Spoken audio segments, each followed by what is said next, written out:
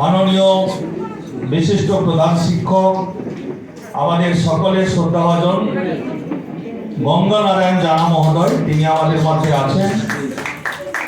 আমাদের মধ্যে সংগঠনের সভাপতি স্বপন রঞ্জিত মহোদয়, তিনি আমাদের মধ্যে আছেন। এবং আজকের সভার সঞ্চালক তথা সমিতির সম্পাদক আমাদের সকলের প্রিয়ভাজন সুব্রত পণ্ডা মহোদয়, তিনি খুব সুন্দরভাবে সভাকে সঞ্চালনা করছেন, প্রাণোজ্জ্বল করে তুলছেন। এবং আমাদের কমিটির অন্যান্য কর্মকর্তাগণ সকলে আছেন এবং আরো বহু বিদগ্ধ গুণীজন আমাদের এই মঞ্চকে আলোকিত করে আছেন। আমাদের মঞ্চের সামনে সুধীজন, গুণীজন, শিক্ষানুরাগী বিশিষ্ট জনেরা যেমন আছেন, আমাদের অভিভাবক অভিভাবিকাগণ আছেন, আমাদের অনেক মায়েরা আছেন এখানে যারা অভিভাবিকা, তারা আছেন। আমাদের এই সমিতির মহিলা সেলের যারা নেত্রী, যারা প্রধান শিক্ষক বা প্রধান শিক্ষিকা বা সহশিক্ষিকা, তারাও আছেন। এবং সর্বোপরি আমার স্নেহের ছাত্রছাত্রী, তারা সবাই আছে। এবং যাদেরকে, যে গুণী শিক্ষকদেরকে সম্বর্ধনা জ্ঞাপনের আজকে আয়োজন করা হয়েছে, আমাদের সেই প্রণম্য শিক্ষক এবং শিক্ষিকাগণ, তারাও আছে।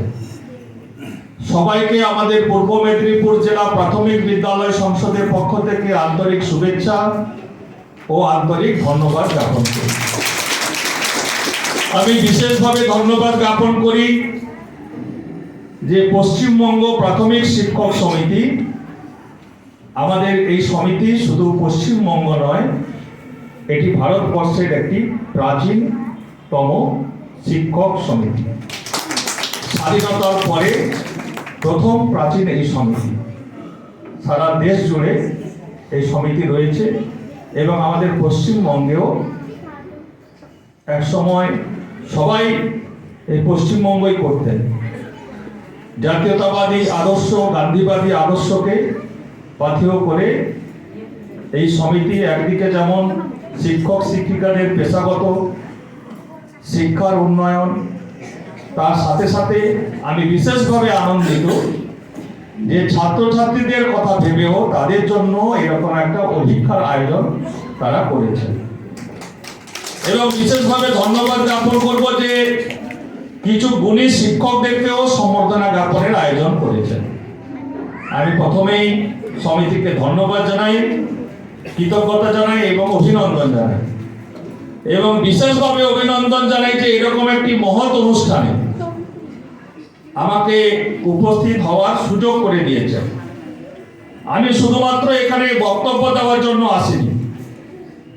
এখান থেকে প্রায় 80-85 কিলোমিটার দূর থেকে আজকে রবিবার আমি এসেছি এরকম একটি সুন্দর মুহূর্তের সাক্ষী হওয়ার জন্য, যেখানে এত মানুষ, এত সুধীজন, গুণীজনেরা আপনারা উপস্থিত হয়েছে। এবং আপনারা জানেন যে শিক্ষাই হচ্ছে আমাদের সমাজের মেরুদণ্ড।